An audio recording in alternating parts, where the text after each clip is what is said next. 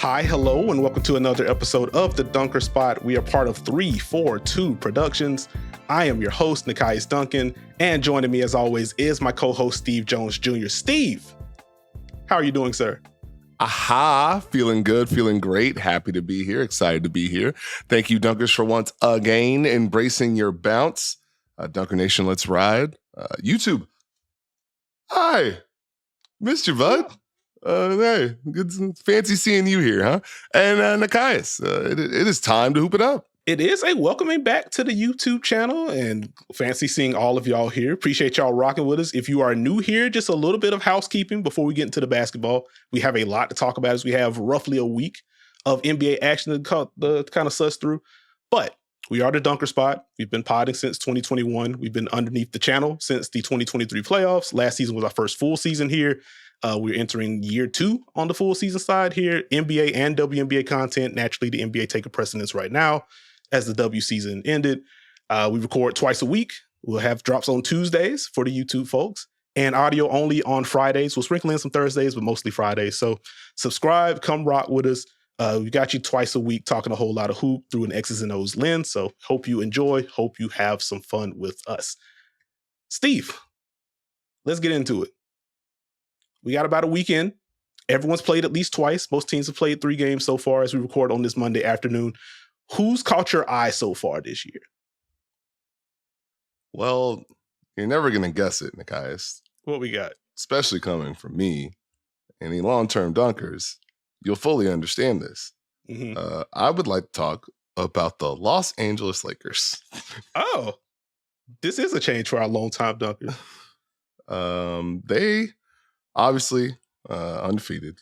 First time in a long time they've had to start the season like this. But I think it's important to note kind of what they're building at this point. And it's important to salute Anthony Davis for what he's done to start this season. Mm-hmm. And I think the numbers obviously jump off the page. 34 points, 11 rebounds, 3 assists, 1.7 steals, 2.3 blocks.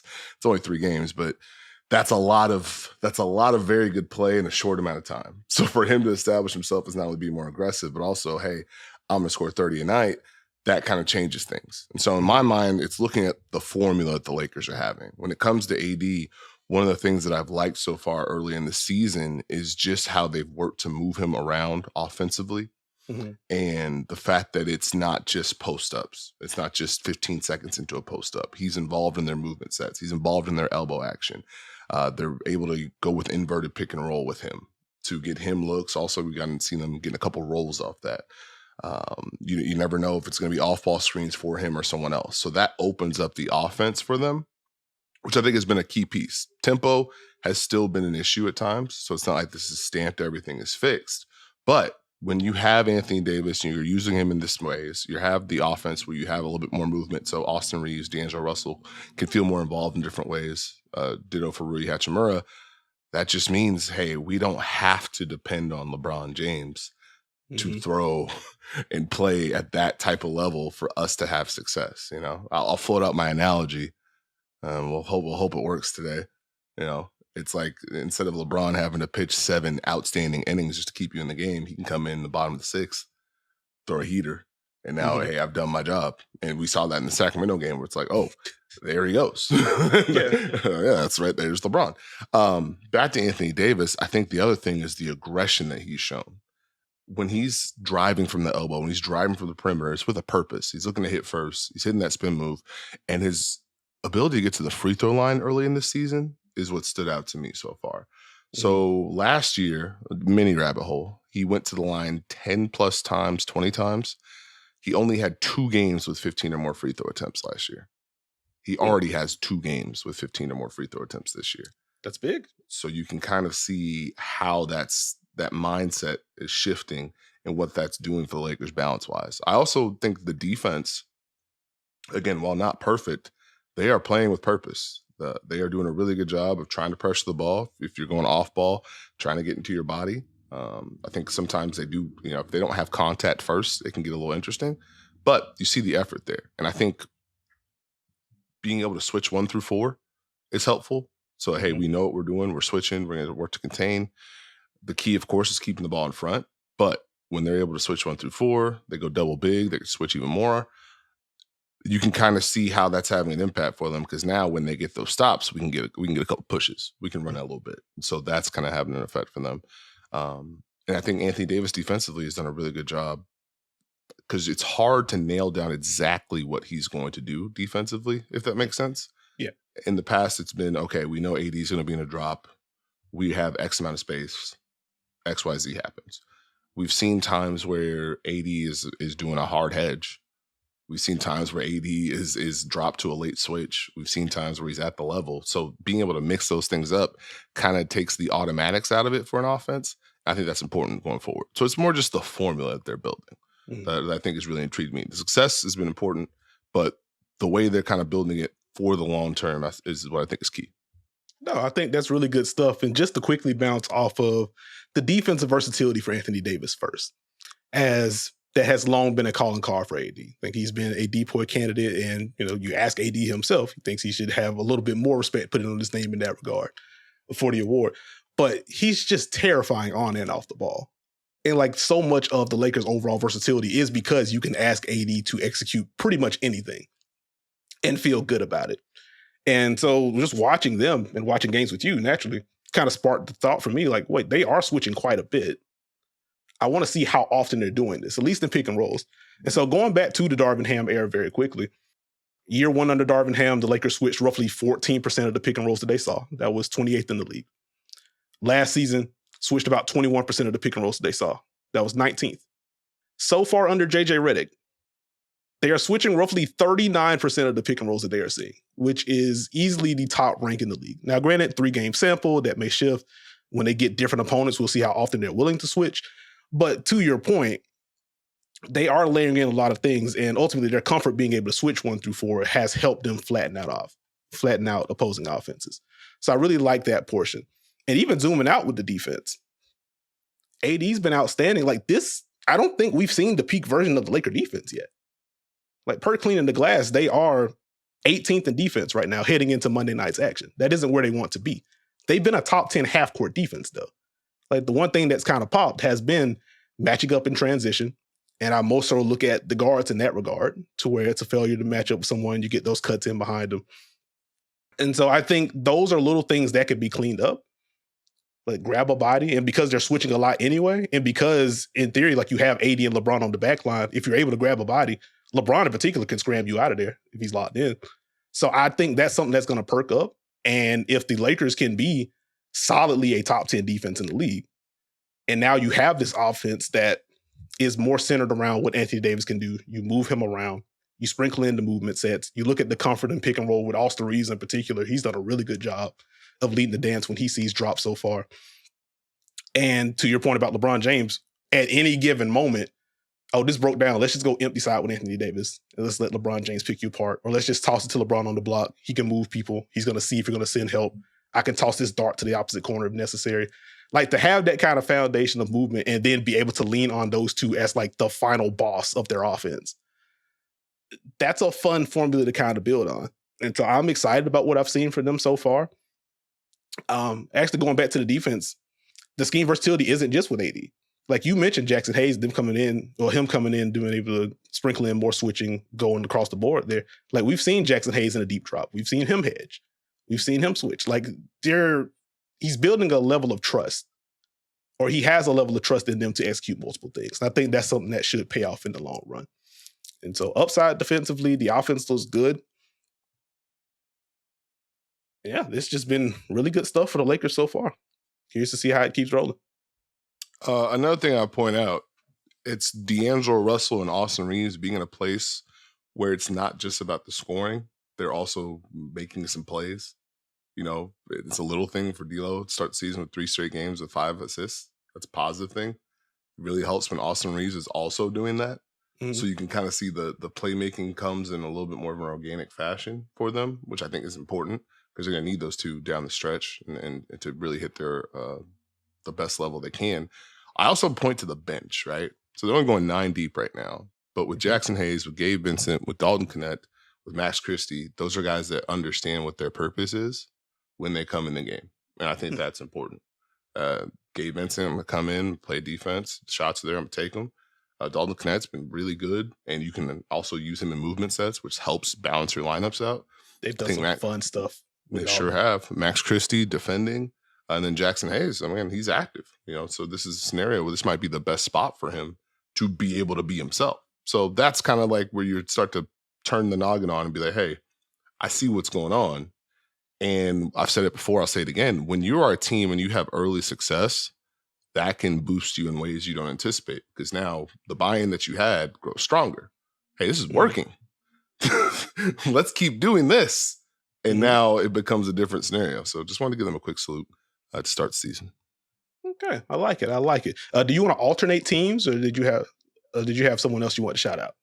Alternating teams is generally a good idea and something that I enjoy, but to keep it consistent and because I find it to be funny, let me give a quick shout out to the Boston Celtics. Okay. You're just taking the premier rivalry in the league to start off the season. We're back, baby. There we go. But I think for me with the Celtics, and this is not a team that we spent a lot of time on in the preseason because they're a machine.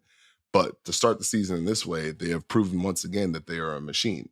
And I think they have sparked a lot of conversation about three-point shooting and three-point volume. And the one thing I will point out with the Boston Celtics is you have to pay attention to the type of shots that they generate. There are some quick ones. They will throw some up.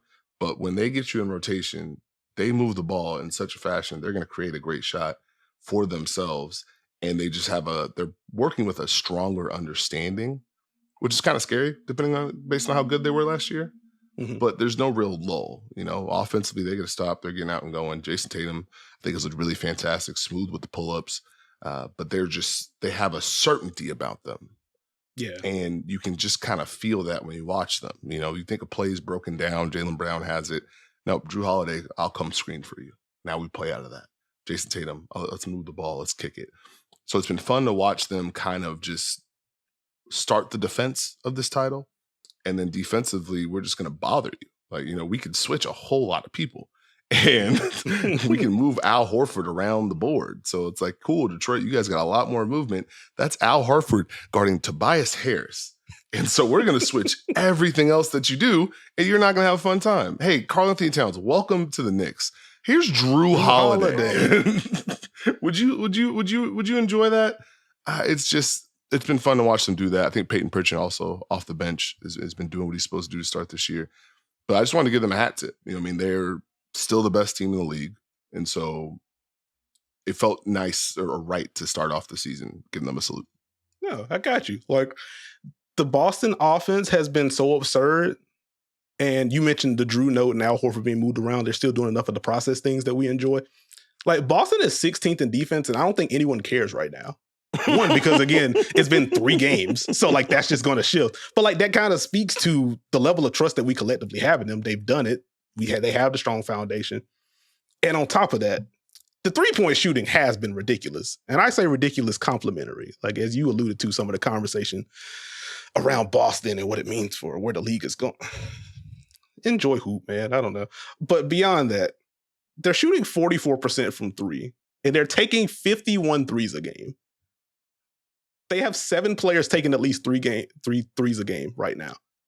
And the only player shooting below 37.5% among that group is Sam Hauser, who we know can shoot the absolute leather off the ball. But I think beyond 3-point shooting, you already talked about Jayson Tatum, so I won't hang here too long. He just has such a command of the offense. It has just been somewhat linear progression with him as a ball handler. Going from I can boogie and ISO to I can run more pick and roll off getting dropped. I've hit enough shots here or more coverages. We're up and up 2 on the ball. This is something that you've spoken about in particular. And now I can just make plays. And now we, really last year, but we've reached the manipulation portion with Jayson Tatum. And we've also reached the I know what your coverage is. I don't even have to work that hard. I know you're bringing someone up to the level. I will take a singular dribble and then get off of this. And then space where I need the space. Like, I don't need to take 3 dribbles to try to move the weak side. I know where it's going to be. I can make this easy. And so the 3-point shooting for Jayson Tatum has been ridiculous to start the year. Shooting a shade under 49% from 3 on nearly 12 threes a game. Looking at the NBA.com stats, he's shooting 48% on pull-up threes. I don't think that number holds. The jumper does look smoother. This is something that I noted in preseason. I don't know if it's going to be 48% on pull-up threes. But if he's solidly good, and more importantly, if teams fear him to that degree, that's just going to open up everything else. But the other stat I want to drop with Jayson Tatum is, again, it's 3 games. I know competition is going to get tougher. They have a Milwaukee game coming up very soon as we record, but 18 assists to 3 turnovers through the first 3 games. Kind of speaks to, again, the command of the offense and the comfort that he has and what he's seeing. He's getting off of it. The ball is moving all around the lot. And if Boston could just outshoot you to this degree, it's just kind of tough on top of that. But defense is going to perk up. He's been really good. 3-point shooting for Jaylen Brown's been very good. Drew Holiday's been moved around the board. Derek White has been aggressive to start the season. As you mentioned, now Horford's been moved around a lot. It's just been a lot of fun watching the Celtics team play basketball, at least for me. Maybe in the minority, but hey, it is what it is. Any more shouts or any more Boston thoughts before we move?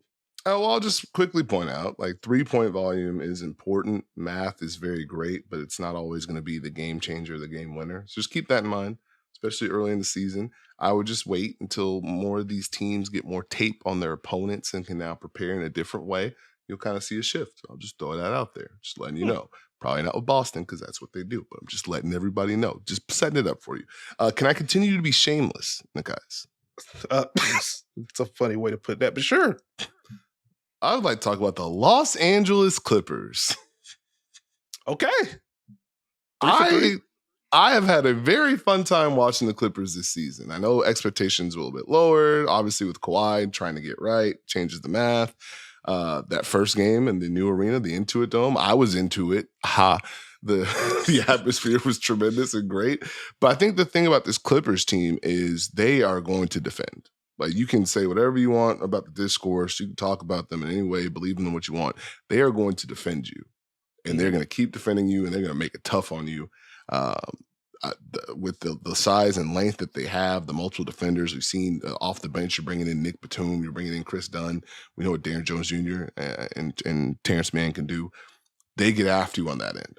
Mm-hmm. And then offensively, you're seeing them try to piece things together. I think James Harden's been very, very good to start this season. As far as, it's a little different. This is not necessarily the isolation James Harden type beat, but it's a lot of James Harden and pick and roll. I'm going to read the defense. I'm going to make a play. I'm going to get downhill. If you're in a drop, here's Zubac. You got a late roll. If you came in on that drop, you just skip past Norman Powell. Hey, I'm going to hunt this mid-range pull-up and pick and roll, which he sprinkled in last year. But hey, no, I'm just going to throw this out there. We're going to get here. He's getting downhill. He's making the right reads, making plays. I think, 16 assists against Denver in that loss. But he's continuously helping them.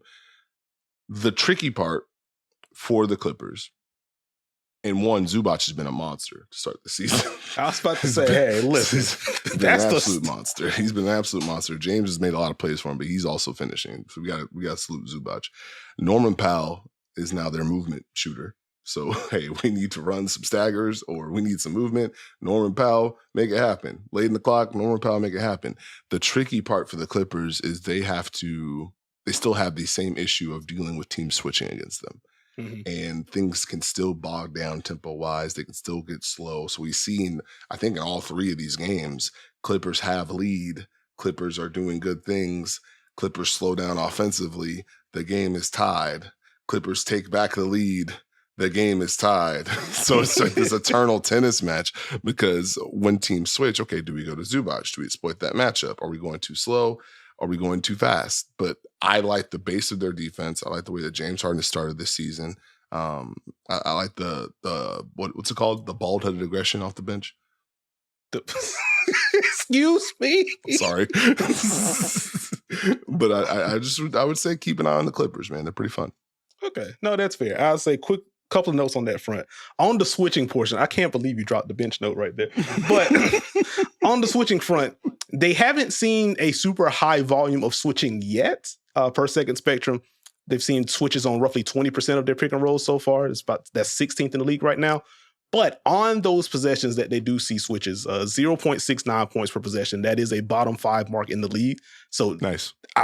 Gosh darn it. Not so nice for the Clippers. So I would imagine the volume of switches will rise if they cannot figure out that portion. Like it was fun for me as a basketball fan watching the Clippers-Suns game in particular. Like, one, it was just opening of the Intuit Dome. The atmosphere was crazy. But watching James Harden just go into predator mode, like, hey, you're Tyus Jones. I am bigger than you, and you're not any of those other tall people. You get over here. Let's see where the help is coming from. I can drive away from this to get to the free throw line. Just watching him hunt out the switches, like having someone like James Harden, it does provide an answer to that. But to your point, I do worry about how often they may have to tap that button, especially as they wait for Kawhi Leonard to make his return at some point. Hopefully he's just good. So that is going to be something worth keeping an eye on. But to the overall defense point, top 5 defense right now in the league for cleaning the glass. I just want to quickly shout out that Zubac has remained very good on the interior. He's been a monster on both ends of the floor. Chris Dunn, brother, I enjoy watching Chris Dunn fly around on defense, him navigating screens, him at the Clippers, at least early on, they've been a pretty aggressive nail help team. And honestly, because I've seen Chris Dunn in other spots, I don't know how much of that is by design by Ty Lue or Chris Dunn saying, actually, I'm a basketball player and I know how to make things happen. And so if my guy's space one pass away, I'm just going to stand right here anyway. And I trust myself to get back out and get a deflection. So I would love to talk to Ty Lue on that front. Like, how much leeway do you give a guy like that to just be himself versus maintaining the shell of your defense? I think that's an interesting conversation to have. But no, Chris Dunn's been flying all over the place. As you mentioned in different terms, continue to trend with Kai Jones, like popped in the preseason, also giving him positive minutes right now off the bench. But the Clippers are going to be annoying. I don't know if they're going to be good yet, but they are indeed going to be annoying. And I think that was it for you for the quick hitters. That has completed my trio of teams that I wanted to talk about on this particular episode. Okay, fair enough. Well, then I will move out east. I'd like to start the bidding with the Cleveland Cavaliers, Steve. I think heading into the season, I had a feeling they were going to be good. They were good last year. Just wanted them to be healthy. But like, we know Donovan Mitchell is their best player. We know he's a top 10 to 12 guy, and on any given night, he can outduel anyone. But the bigger questions around this Cav team, I think, would be, hey, small defensive backcourt with Donovan Mitchell and Darius Garland, and front court shooting / spacing, but more so on the shooting side with Evan Mobley and Jared Allen. And so through that lens, the two most important players for me for this Cavs season, and who can really dictate how far they go, how successful the run is, would be Darius Garland and Evan Mobley. Mobley's your cornerstone. Garland, yet to be a franchise point guard, has played an all-star level before. Last year, injury-riddled season. Him trying to gel back with Donovan Mitchell was kind of odd. You bring in Kenny Atkinson, you get this group in healthy, and I was just curious to see what it was going to look like. What is this offense going to look like? Because I didn't really have questions about the defense, at least during the regular season. But what is that going to look like? And what's been encouraging to me for the Cavs to start the season is that the answers aren't completely there yet, but like they seem to be on the right trajectory to figuring that stuff out. I think the most exciting portion of the start, which naturally you can throw in the strength of schedule caveat if you would like. It's been Detroit and Toronto and Washington. But process-wise, the ball is being spread out more. And more specifically, you are seeing a lot more usage for Evan Mobley to kind of lead to the overall balancing at the top of the roster. Evan Mobley currently leading the Cleveland Cavaliers in touches per game right now. I don't know if that holds, but like that speaks to where they're at. Like Mobley's first in touches at around 56 a game. Last year, it was Donovan Mitchell at 79, Darius Garland at 75. That's kind of skewed because they were out at different times, but just to highlight what kind of disparity there was. But now it's Evan Mobley. And watching the expansion of the usage has been fun for me. Evan Mobley as a grab-and-go threat isn't entirely new. We saw shades of it last season. Evan Mobley running inverted pick and rolls isn't necessarily new. We saw shades of it last season. But the volume is up. And buddy, some of the reps have been enticing to me. Like even going back to the Cleveland-Toronto game in particular, it's just Evan Mobley in the first half just destroying worlds, it felt like. I'm just like, oh, if this is what he can do, this opens up a whole lot more for the Cleveland Cavaliers. Like he just looks a lot more comfortable with the ball in his hands. I don't think it's perfect yet. The handle can be tighter. But they are entrusting him more to initiate and trusting him more to attack. And I think the fact that he has the mindset for it on top of that, on those drives, he's continuing those shoulder bumps to carve out space. Even after some of the pivots, he's still putting up shots because he trusts that you just can't contest this, and I trust my touch to get the shot up. Like, I think that's an overall good sign. And when you combine that with the value that he is continuing to provide on the defensive end, they're asking him to switch quite a bit. He switched a little bit more than he was last year, and he's still been incredible in space. He's providing primary rim protection or secondary rim protection when he's at the rim. Finishing over Evan Mobley is a chore, to say the least. You add in those kind of things, like that, this should just be an all-star campaign for Evan Mobley if this keeps up. Like, he's been that good. And I'm excited to continue to watch him grow in this regard, particularly on the offensive end. Because if you can move him around, continue to sprinkle in the elbow stuff, and with him as a pick and roll threat, you have Darius Garland and Donovan Mitchell that you can initiate offense with, and they can get to their spots and just put your defense in a bind. Like, I think the ceiling is very high for this group. So that portion has been fun through the Mobley lens. And with Darius Garland, one, just happy to see him back on the basketball court. Two, happy to see him aggressive on the basketball court. When he's seeing drop, there's a level of decisiveness that has perked up for him against drop. If you're 2 steps back, I'm just taking the pull up. I don't have to think about this too much. If you are in more of a traditional drop, I can lead the dance. And because he has the sleek handle, does a really good job of mixing in the hesitations and things like that. He does a really good job of engaging bigs and slipping in passes. One of the best lob passes in the league. Really good pocket passer. He just looks more comfortable running the offense. But overall, like, I think the shot hunting portion of the program for Darius Garland is what excites me the most. But even going to the other end of the floor, as again, circling back to some of the defensive backcourt questions that you may have, I think I go back to the Detroit matchup that Cleveland had, where they were switching a ton, and that is Cade Cunningham hunting out Darius Garland on these switches. I think Garland did a really good job of battling. And even behind that switch attack, like, you saw the help creeping in. Like, it wasn't easy stuff for Cade Cunningham to get to. And so I think in general, if Darius Garland can hold up on switches, or at the very least, if the infrastructure is strong enough to where that isn't an easy basket, or you don't have to send pure double teams all the time and put the defense in rotation, I think ultimately you're going to be in a pretty good spot. And this is a good defense anyway. So Garland's looked good to me. Evan Mobley's been a lot of fun. Donovan Mitchell, I think, currently playing below his level on both ends of the floor. But then you look at that third quarter again against Detroit, to where he just takes over and it's like, okay, yeah, that's still in there. I'm not super worried long-term or anything like that. It's been a nice start. I have another Cavs shout out, but I will let you get in with some general thoughts. Well, I'm intrigued monitoring this Nekias Cleveland Cavaliers scenario, but we'll talk about that later. I think the one thing for Cleveland, you nailed it on the head, the usage of Evan Mobley has been fun. Their ability to use him in different ways. Like, hey, we'll run horns and then run a flare for you. I think his decisiveness has been really good. So when he drives, he's really looking to hit someone first. And that's been important. It builds on the work that he put in on the perimeter last year, to where, okay, I'm spaced, but I might shoot it. I might drive. Now it's, okay, catch and go. It's not a lot of hesitation, which I think is important if he takes that step, because you know what Donovan Mitchell is going to do. Jared Allen is just, are you going to finish?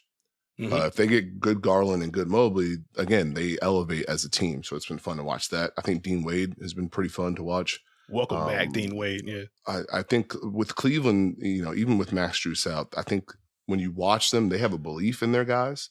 Like, they feel like they look like a team that feels like they have depth, which is, might be internal, but they trust Okoro, they trust George Niang, they trust Karis LeVert, they trust Sam Merrill, they trust someone you're about to talk about. I think that there's value in that. And I think the biggest thing is the Cavs playing just with a better feel tempo-wise, to where, hey, we're not just starting this with 18 on the clock. We're getting it across. We're getting into our sets. We're putting pressure on you. We're keeping it that way. That's been a key part and something we've talked about for years about the Cavs. Pretty much, Can they do this consistently? We saw them build on the movement last year. So I'll give a nod and a salute to JB.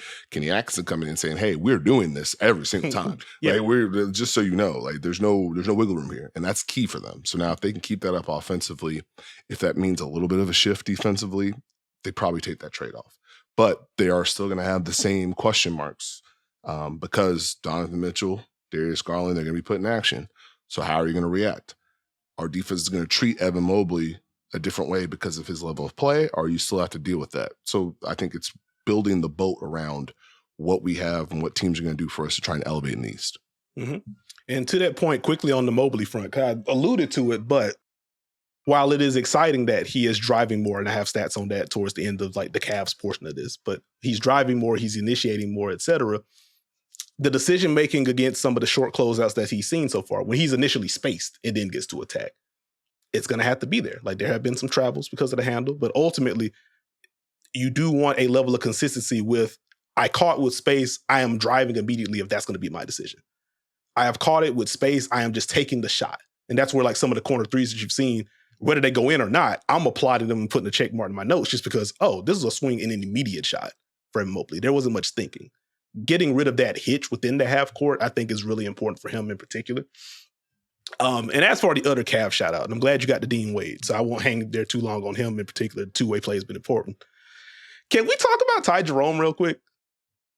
Who was also part of the I am just injured portion of the program for the Cavs last year. Through 3 games, Ty Jerome, 13.7 points, 4.3 assists in about 17 minutes a game. He is shooting 74% from the field.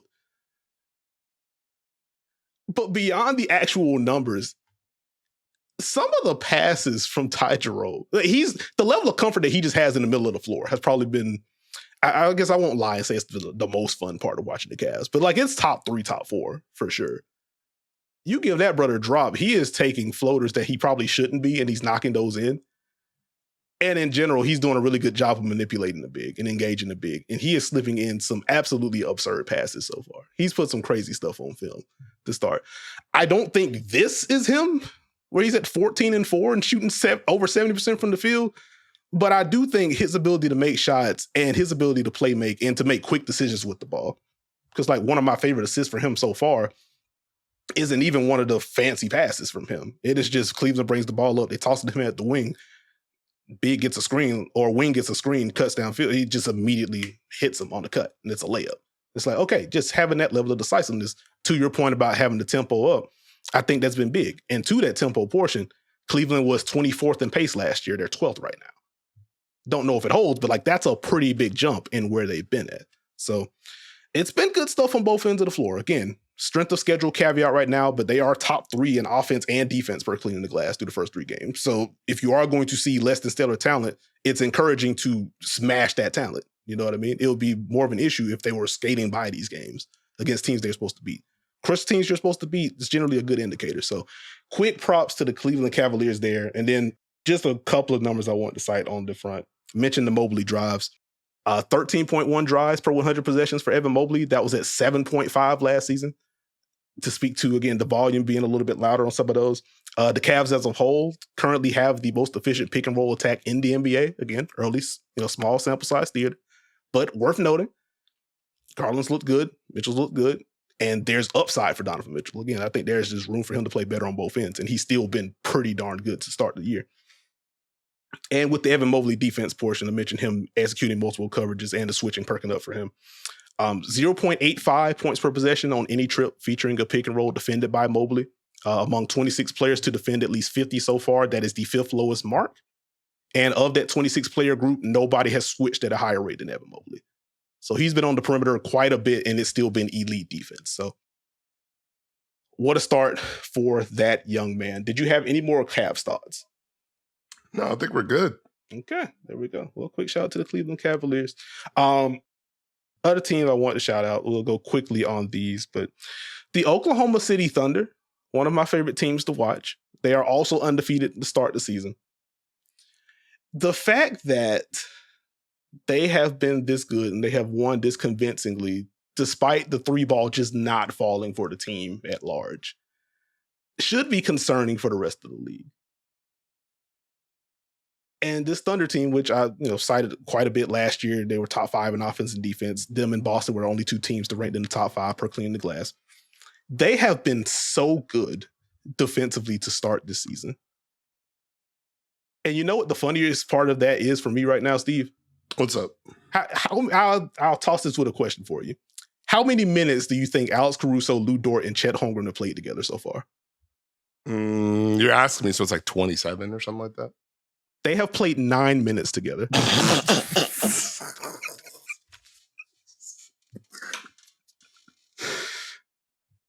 Per PvP stats, that 3-man trio has logged 9 minutes together. And the Thunder have, by and large, the best defense in the league anyway. 3 games, 3 starting lineups. Alex Caruso has not started a game yet. They don't have Isaiah Hartenstein yet. And yet, they are still able to put together lineups in which Shai or Jalen Williams is the worst defender on the floor. And Jalen Williams was really good last year, and Shai was like a fringe all-defense candidate. And I think led the league in steals last year, or at the very least was top 3 in steals last year. And they can configure lineups in which one of those 2 dudes is the 5th best defender in the lineup.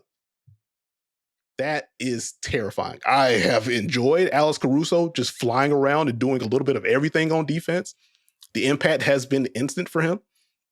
Lou Dort has been his general irritant self defensively on and off the ball. Chet Holmgren has been an absolute monster to start the season on both ends. And we'll talk about the offense, but defensively, he's looked good in space. He's done a better job of absorbing contact. He's challenging everything. He's blocking just about everything. I think it is either 16 or 17 stocks through 3 games for Chet Holmgren. So if you just want to put box score numbers on it, it's been absurd. But just watching him possession by possession, he just has a real sense of where he needs to be. When he's on the perimeter, let me funnel to where the help is going to be. And I can still just challenge shots because my arms are 9 feet long.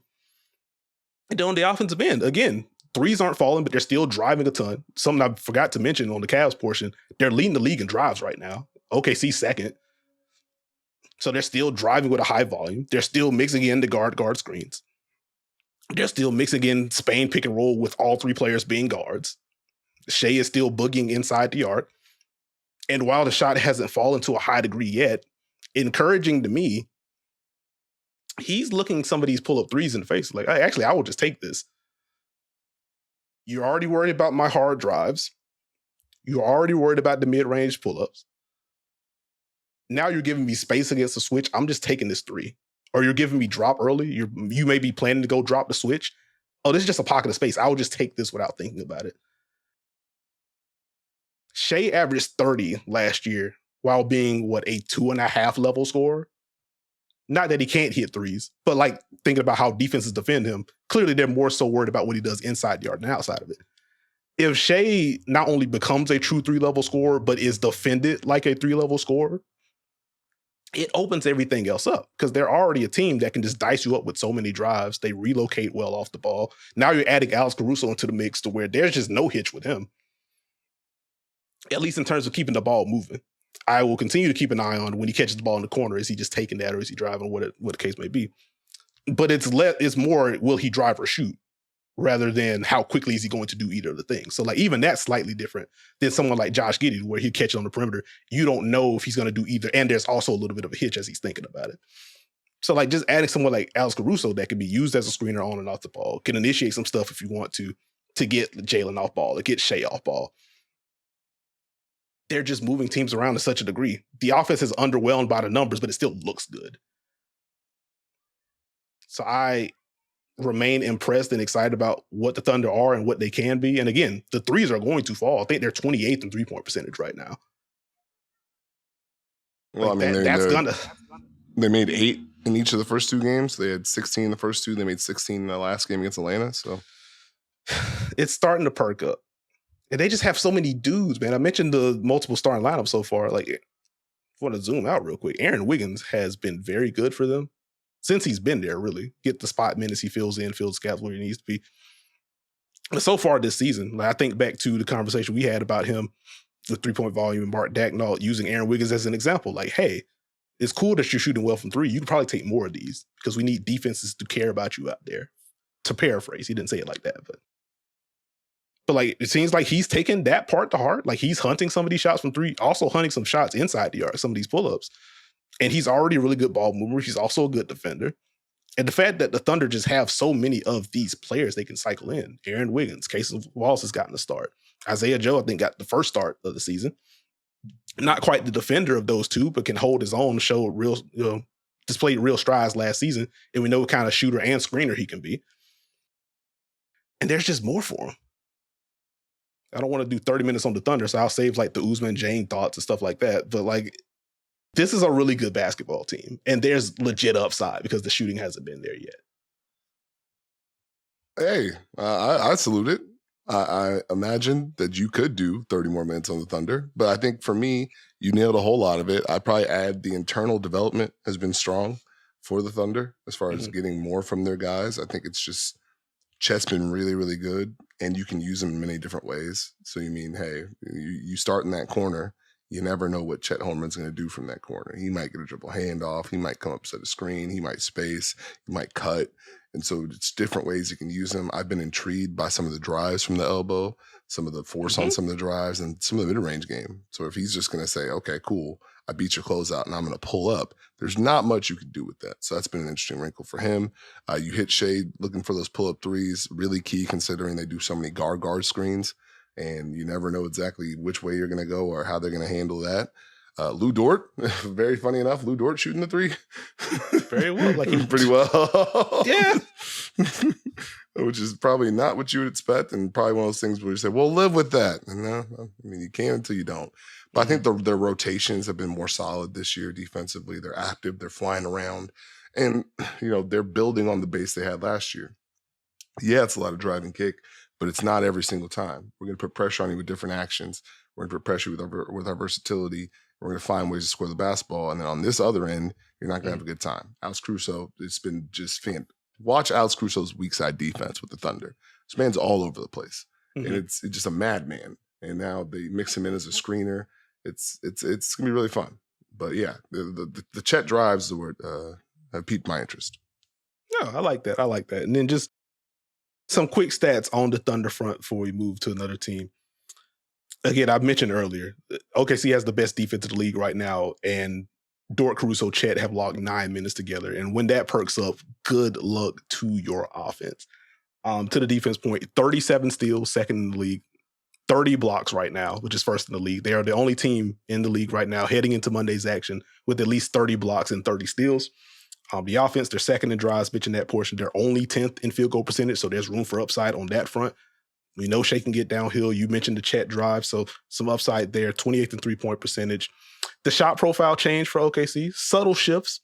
Last season, they were 16th in rim pressure or rim rate, 9th in mid-range rate, 21st in three-point rate. So far this year, 7th at the rim, 18th in the mid-range, 17th from three. So not necessarily Morey ball, it ain't that extreme, but you are seeing a little bit of refinement with the shot profile. Again, going back to what Mark Dagnall said about being more willing to fire from deep in particular. And to the Shai portion, mentioned him hunting to pull up threes. He's already taken 16 pull-up or step-back threes per second spectrum. Him getting comfortable with that shot is a good thing long-term. And so I want to sprinkle that in. 18th in offense, first in defense, third in net rating because of how good the defense has been for OKC through the first 3 games. And then just very quickly, I want to shout out the Atlanta Hawks, a 2-1 start for them. I would just like to remind folks that Trae Young is very good at basketball. I don't know why that needs to be said, but apparently it does. So quick shout out to Trae Young for the scoring and playmaking blend that he has been providing pretty much his entire NBA career. Beyond that, what's up, Steve? Hey, just figured I would sprinkle that portion in. Beyond that, Clint looks solid, but I'm more excited about Onyeka Okongwu, what he's been able to do off the bench so far. Continuing to sprinkle in threes for Onyeka. Like last year, they were sprinkling in like exit screens for him to shoot from the corners. It's like, that's interesting. Not doing it with real volume. And even right now, like the volume is super high, but he is still doing that. He's been better on the glass than he has been in years past. It's early. We'll see if that will sustain. Dyson Daniels I've had a lot of fun watching Dyson Daniels so far. That Thunder game, it made me sad because I was super excited to talk about the Dyson Daniels offense on the pod today. Like, hey, he's being decisive. He's taking shots. He's making shots in addition to the defense stuff. And then he had the Thunder game where the shots weren't falling early and then he started passing up looks. So that was a little bit of old Dyson. But overall, he has been empowered to do a little bit more with the ball in his hands. And defensively, the screen navigation has been very good. The help defense has been very good. And beyond the shooting offensively, like the cutting has been unlocked. When you're playing with a passer like Trae Young, more of those windows are just available to you. And so you've gotten to see the off-ball field that I feel like he's always had is just popping a little bit more in this situation in Atlanta because Trae will just find him. Hasn't been the start to the season that I would like for Jalen Johnson, but you do see the flashes of, oh, hey, he's in early on the weak side. He can jump out of the gym and just contest and or block your shot. Also, pick and roll with Trae Young. He's on the short roll. This is terrifying because I don't know what he's going to do. It's in there. It hasn't been the most efficient start to the season, but that's been cool. Garrison Matthews, welcome back to the rotation as he is shooting the leather off of the basketball right now. DeAndre Hunter was also knocking down shots. So just quick hat to the Atlanta Hawks. Defense still has to hit a level, but they've done some good things so far. And then the last team that I'll mention would be the Orlando Magic. Defense still strong. Paolo and Franz Wagner, two players that I really want to focus in on here. We've talked about both, but Paolo Banchero continuing to put people underneath the basket on his drives and on his post-ups. Inverted pick and rolls for him, he feels a little bit more decisive, a little bit more aggressive about those. Like, you're trying to get out. Actually, I'm just chewing up the space before y'all can switch or get back out to where you're supposed to be. And I'm getting to the free throw line still. Also, you are ducking under or you're trying to switch. Here's a gap. I will just take this pull-up three. Similar to Shai Gilgeous-Alexander, just tracking the progress on that front. How decisive will he be with those pull-up opportunities that he has? And Franz Wagner, very good driver, smart offensive player overall. He is hitting threes so far. I would like for that to sustain. Because if he hits threes, in addition to the drives, in addition to the non-all defense level, but solid defense overall, that's a darn good wing. So I would just like for that to sustain. Jalen Suggs has been his usual madman self defensively. A little bit more initiation for him, but ultimately the defense has really popped. Second unit's been cool. So just wanted to give a quick hat tip to the Orlando Magic, who are still doing good things. I'm still reeling from the very mean things that they did to the Miami Heat in the second half of their opening game. But shout out to the Orlando Magic. Moving on. We generally start, if you're new to the pod, we usually start with teams that have impressed, and then we go into teams that make us think. So not necessarily pressing the big red button, but teams we're raising the brow on a little bit. And I would like to start the bidding with the Milwaukee Bucks. Ruh-oh. And so again, I clarify, I am not pressing the big red button on the Bucks. I don't think their season's over. I don't think they're frauds or anything like that. So if you're looking for that to be the analysis, I'm sorry to disappoint you early on.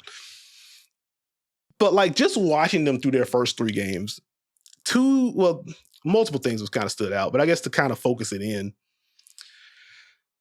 Dame looks really comfortable to start the year, which is a positive. I think Dame plus Giannis looks more comfortable, and I think that's a positive. Defensively for Milwaukee, the brow is raising for me. It's not quite like The Rock right now, but it's getting up there. Because like the first thing that I wrote down in my notes, just watching opening game for the Bucks, etc., and then going into the Bulls game and later the Nets game, this feels like a lot of ice coverage from Milwaukee. And that's not good or bad. It was just, hey, this seems different. And so naturally look it up on Second Spectrum. They're icing a lot more screens than they did last year, doing so at a much higher rate than they did last year. I was like, okay, well, I'm glad I'm not crazy. That part's cool. But where it kind of popped for me, particularly in the Bulls game, was because the Bulls were playing so fast, they couldn't get their back end set. Their guards couldn't get into the ball. And because Giannis and Brook generally have just been in deep drops so far to start the year when they are trying to ice things, it's made the decision-making tree a lot clearer for ball handlers so far. And so if it's Zach LaVine or Josh Giddey or insert ball handler here for the Chicago Bulls during that game, it's just, I would just take two dribbles and then here's Vooch in the short roll, or here's Vooch on a pop. Or if you just aren't set and Torian Prince is defending you, I have a possession in my head there. But okay, I just get downhill. Like Zach LaVine had a couple of those in that game where I just dribble down, you're icing, I have an advantage. This turns to an ISO, I just knock down a pull-up over you. You probably take that from a shot quality standpoint if you're Milwaukee, but just in terms of being set, being able to kind of dictate turns with that coverage and force the ball where you want it to go, it hasn't felt like they've been able to do that consistently yet. So I am curious to see if that's just going to be the do better button, or if Doc kind of dials down that coverage and they go to more switching in some of those situations. Do they ramp up the pressure and try to blitz? I don't know yet. Like, they did sprinkle in like a trap against Cam Thomas in the Nets game when they were initially trying to send it down the sideline. So like, is that something to mix in? I don't know. That's just more of a bookmark thing for me. Like, okay, defense seems kind of interesting. But I think broader strokes, I am kind of curious to see what they look like against fast teams or teams that intend to play fast. Because the ice thing stood out, but they really just didn't do a great job of matching up. And like you saw that in some of the possessions where the Nets were trying to push. It's like, hey, can y'all get settled and establish your base defensively? Because if you can't do that, at least the postseason ceiling gets a little bit lower. Like you may be able to get away with it during the regular season because at the end of the day, you have Dame and Giannis. Like you should just be able to eat. You should be able to get 48 to 50 wins with those two if they're healthy. But they do have to clean up that portion of the program. So if there's a concern for me, it is how quickly they match up defensively and how much can they dictate. I think if they are able to dictate things at the rim, Brooks still really good. Giannis has been very good to start the season. But it's been an interesting defensive start for them.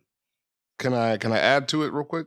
Sure. I think it's interesting because when you watch them at times, especially with their current starting lineup, you kind of see the juice that Gary Trent Jr. and Taurean Prince bring to that defense with their activity, their ability to rotate, their ability to deny. I think in that Nets game, we saw Dame deny dribble handoff. So that's the positive. I think the automatic nature of the ice or the blue or keeping it on the side is what puts them in trouble. And it puts so much pressure on the Bucks to navigate screens, which is fantastic when you have the Drew Holiday. It's not as fantastic when you don't have the Drew Holiday. And so now you have, Giannis in a deep drop, Dame pushing it to the side, but there's no real resistance. Weak side's not in. And now it's not necessarily the rim, it's the rotation out of it. And so they've got to clean that portion up. And so you kind of have this weird mashup of, hey, there's more activity, there's a little bit more rotating, but we're giving better effort. This very specific thing is hurting us in multiple lineups. And so we can't afford for pick and roll coverage to be this bad. So I just want to keep an eye and see if they build on that. Go ahead. Okay. No, that's good stuff. And then just quickly to the ice front. Per second spectrum. Most ice reps in the league right now at 52. On those trips in which they're in ice coverage, 1.2 points per possession allowed, which is very, very, very, very, very, very bad. Now, again, that's only 52 reps. It's 3 games. That should improve. But that's why it's part of the eye-raising portion of the program for me, because I don't think that's an inherently bad coverage, but you do have to nail it because otherwise they're just openings. And if the rotations aren't there, and if better teams, I would imagine, are just going to be more diligent about, if this is their coverage, let's make sure we space the floor in a way to where we can move Brook around or we can move Giannis around and make those rotations a little bit tougher for Milwaukee to execute. It's important for them to kind of nail this stuff now. And then just in terms of the volume, 17.2 ice reps per 100 possessions so far. It was at 10.3 last year. And filtering for just the Doc Rivers portion of the program when he took over the team, 11.3. So still just a lot higher than last year. So I just wanted to put number 2 name there. But that's really the big thing for me. Because other than that, like, I like what Gary Trent Jr. is going to add to this team. In terms of the shooting, I would like for the navigation to be a little bit better for him. I would like the screen navigation to be better for DeLon Wright too. As you know, I've been a longtime fan of DeLon Wright and what he does defensively. So I'm not super worried about him. But if you are asking these guys to navigate and stay attached to the ball, like, he's probably just the best guy on the roster at doing that. And if he isn't getting it done, then it just gets kind of hazy for Milwaukee. So want better from him. But ultimately, I do think he's going to be a good addition to the team. Gary's going to be good. Torian's going to be good. But just a little bit of a shaky start. So you'd like to see a little bit better there. Did you have a team that you wanted to put in this category? I have a couple, just very, very quickly. The Denver Nuggets are 9th in defensive rating, Nekias. Take that. Clap it up for the Nuggets. Unfortunately, the Denver Nuggets are 30th in offensive rating. That's less than ideal. I am not out on the Denver Nuggets, but I think it's pretty clear at the start, like, they can't afford certain things with this particular basketball team. They can't afford their defense to be at a certain level. It hasn't been bad, but they can't afford the lows where the rotations aren't there or 2 on the ball automatic. Teams are playing out of that, like the Clippers did against them. It's like, oh, you're going to be up. Cool. We'll just hit the short roll and play out of it. So they're going to have to find it defensively.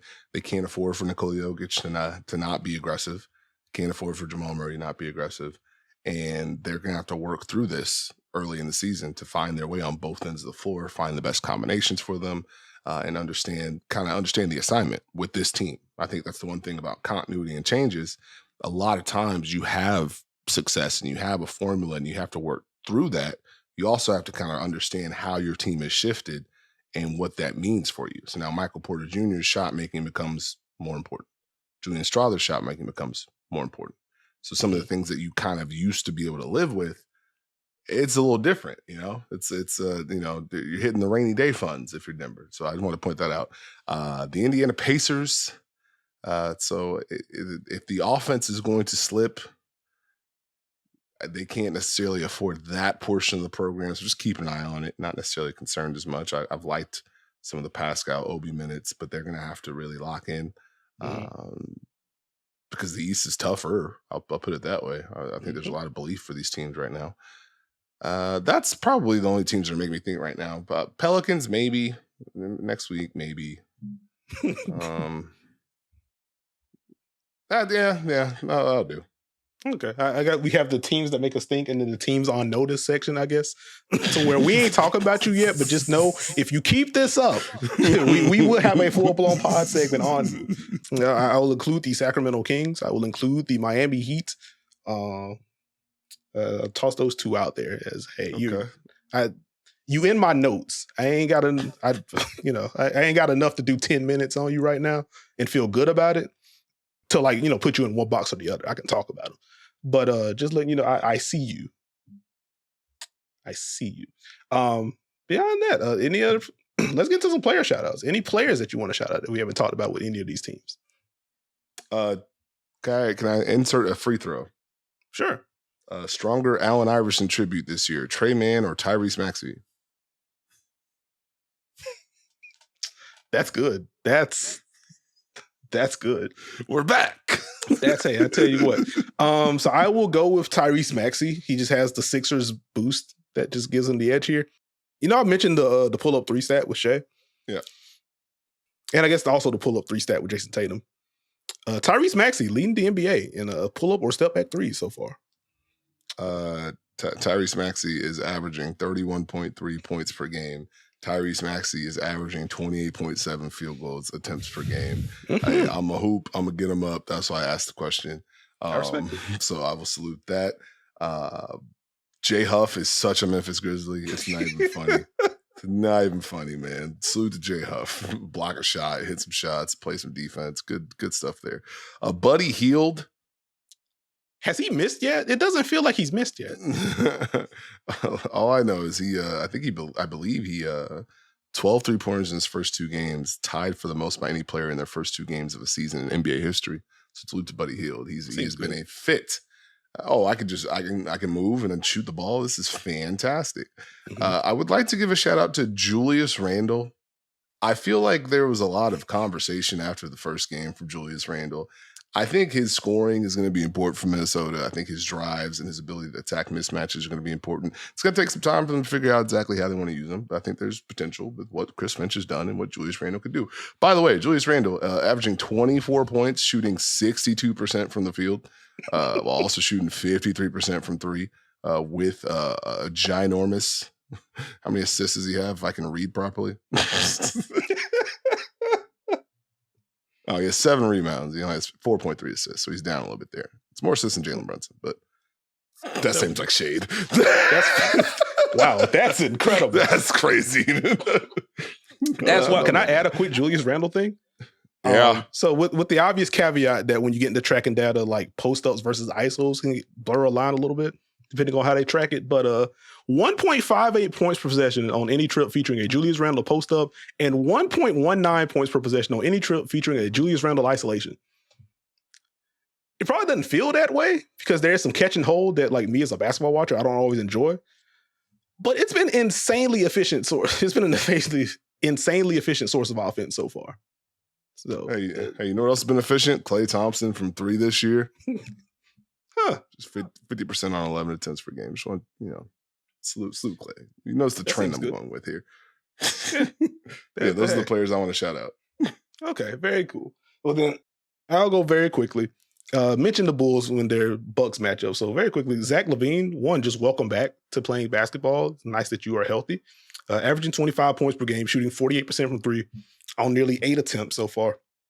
And as I noted earlier, the Bulls are first in pace, and I think that really helps Zach LaVine to where I can just attack early and often. You're not set. I can just get downhill. And I think one of the benefits of playing alongside and playing off of Josh Giddey is that man will throw anything. And so in transition, Zach can just run and trust that he's going to get the ball and get an easy attack at the rim. Or again, with some of these ice possessions, it's there. One thing that's really felt like a league-wide, it's pop league-wide for me as I'm just watching a bunch of games, because everybody in the league runs a variation of Chicago action, pin down into the handoff, etc. Because defense across the league, I guess excluding the Thunder, who have just been historically good, because defenses are still just trying to get settled in for the early portion of the season, so many teams are just getting free buckets off of, we know Chicago's coming. Actually, I'm just going to fake backdoor, and I am now open. And because Josh Giddey could just make that pass whenever, like, we're seeing more of the cutting from Zach LaVine is my broader point. But within that specifically, like, it's just free right now. What's up? James Harden gets one backdoor cut off Chicago, and now you saying everybody gets it. I know what you are. I know what you are. It ain't just that. Listen. You listen here, bud. This is not just that. But hey, I will say, to bounce off of that, James Harden's getting cuts as well. Hey, listen. It's kind of crazy. But just wanted to note that portion. And then if you want like a nerdy stat on the Zach LaVine front, per second spectrum, he is outperforming his expected efficiency by 14.5 percentage points. For the quick hat tip to tough shot making, that is the fourth highest of 46 players to take at least 40 shots. You will never guess who number one is right now. Sure won't. Who is it? It is Jayson Tatum. Shooting the leather off of the basketball. And speaking of shooting the basketball, very quickly, Julian Champagnie of San Antonio, I have jokingly made the tweet during the Mavs game, like, hey, he's kind of been their second best player tonight. That was also part of the problem. But we're not going to talk about that game too much. The Spurs also on the I see you list. So we'll see if they make an appearance on a YouTube episode next couple of weeks. But I want to shout out Julian Champagnie, who is also shooting very well, shooting 50% from three on volume, also converting 63% of his twos. And so working hard on defense, it isn't great, but like he's been very active. He's gotten a lot of deflections, but the shooting has been the standout skill there. So getting some starts and producing in the role that they need him to. Last player I wanted to shout out is Brooklyn Nets guard Cam Thomas. Are you okay?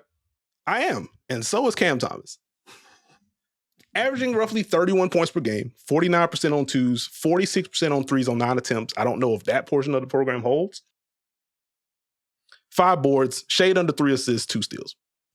So the assist numbers, and it's going to be funny in a Cam Thomas conversation or blurb, however you describe this, but I don't think the assist numbers do Cam Thomas's playmaking justice to start the season. I think he, at least through his, within his own level, he's been playing some really mature basketball. It is a continuation of the growth that we saw in the second half of last season, to where this is my coverage. This is what you're going to do. I'm going to get off the ball. Even if it isn't an assist opportunity, just understanding if I go here and this person moves that way, I have a pass available to me and I can make it. And watching the Bucks game in particular, and that second half of the Bucks game, because that man just absolutely lost his mind from a shot-making perspective. But it was him seeing ice and him saying, all right, cool, I'm just going to take 2 dribbles and then give the ball up. And I will move it. Oh, this is a deep drop from Giannis. Now is my opportunity to take this pull-up 3 and cash it home. And so he will always have the insane shot-making in his bag. But the fact that he's making the simple plays more consistently is a really encouraging sign to me. And so I want to make sure I shouted out Cam Thomas. And again, that Bucks game was fantastic stuff. Like the highlight pass for him was him leading the dance, picking up the dribble, and then tossing a pass that went off glass. I don't think the off glass portion was on purpose. But like manipulates the defense, tosses a pass to, I think, Nick Claxton and gets a bucket. I'm just like, you know what? That might have been a shot in the first half of last year. And he's just like, okay, I got 2. Let me just move the ball. Like, that's cool. Again, it sounds very simple, very reductive, but he's just nailing that portion. And I like that. Because if he's doing that and also averaging 30, like, I think you take that if you are the Brooklyn Nets. So I think that will close out the player shout-outs for me. All right. Can I ask you a question before we get out of here? Sure. Something that I should have asked you at the top, so that's my apology for bad podcasting. But naturally, we've done team thoughts and player thoughts. league wide, is there anything that's popping for you? An action that you're seeing more of, or teams doing more of X or less of X that's kind of popped for you in the opening week? Full court pressure. Full court pressure from teams. Defenses aren't quite up to speed yet, but full court pressure has been one thing. A lot of elbow action, a lot of dribble handoffs, a lot of desire to take quicker threes around the league. I probably throw that out there. Oh, also, before you answer yours, we do have news, by the way, that is broken while we are recording. So Shams has reported that Stephen Curry has sustained a left peroneal strain, will be reevaluated on Friday. Okay. Also, about an hour ago, the Connecticut Sun have said, "We thank you, coach. We have parted ways with head coach Stephanie White. We want to thank Stephanie for her time in Connecticut and her commitment to our organization over the past 2 seasons," said Jen Rosati, Connecticut Sun president. "We wish her the best in her future endeavors." How about you? My head's getting warm. Well, I wonder what that future endeavor is going to be. We're going to circle back to that very quickly on the league-wide front. Well, actually, before that, thank you for that, because I would have missed that and pressed end on the recording, and I would have been very upset. So thank you for that, first and foremost. As far as the league-wide things, like the full court pressure was the biggest thing for me, which encouraged the search earlier this morning as I was doing some pod prep. So the league average for full court pressure right now per second spectrum is 26 possessions per game. You know what that number was last year, Steve? 13. 16.7. Darn. Solid guess. But like, I don't know if like a plus 9 point whatever is just going to be the bit for this year, but like, it's something that's popped on film. I'm glad it's caught for you, and the numbers certainly support that. Teams are just doing a whole lot more of that. So full court pressure is certainly up. The other thing I would note, as we talked about the Lakers in particular and how they're switching a bunch, switch rate just seems up across the league right now. There are 8 teams currently switching at least 30% of the pick and rolls that they are facing. There were only 3 teams last year. And so I wonder, as you mentioned, defenses aren't super installed yet, how much of it is we don't have our stuff in yet. It's just early season, so let's just switch and simplify it before we can really lock into what we want to do, versus it actually just being more of a trend because 3-point volume, because driving kick, increased pace, et cetera, et cetera. So something that I'm keeping an eye on, but teams are switching more and the full court pressure is up.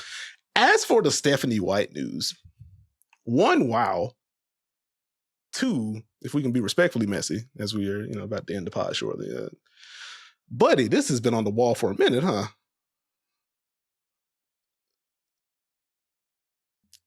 Like, just a quick shout out to Annie Constable of the Chicago Sun-Times, who has just been on this for a while. It's like, hey, a lot of people expect Stephanie White to be the head coach of the Indiana Fever, and I'm just like, Stephanie White is employed by the Connecticut Sun, and Christie Size is still here.